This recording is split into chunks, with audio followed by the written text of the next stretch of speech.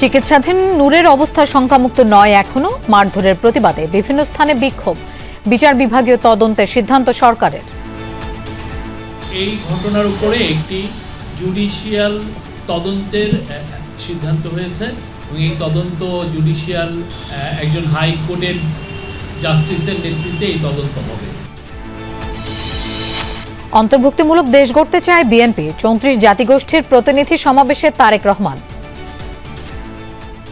একটি অন্তর্ভুক্তিমূলক রাষ্ট্র ও সমাজ, একটি অন্তর্ভুক্তিমূলক নিরাপদ বাংলাদেশ গড়তে আমরা বদ্ধপরিকর।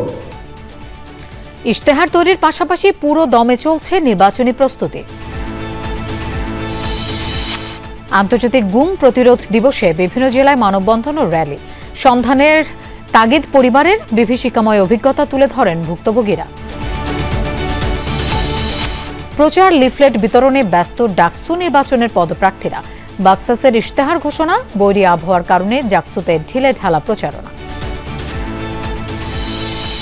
রাজনৈতিক সংস্কার গুরুত্ব পেলেও প্রাধান্য পাচ্ছে না অর্থনীতি। ইআরএফ এর আয়োজনে বক্তারা। বিনিয়োগ স্থবিরতার কথা বললেন ডক্টর মুস্তাফিজ। ভারী বৃষ্টি, পাহাড়ি ঢলে বিপর্যস্ত ভারতের কাশ্মীর, হিমাচল প্রদেশ। অবনতি ঘটেছে পাকিস্তানের বন্যা পরিস্থিতিরও।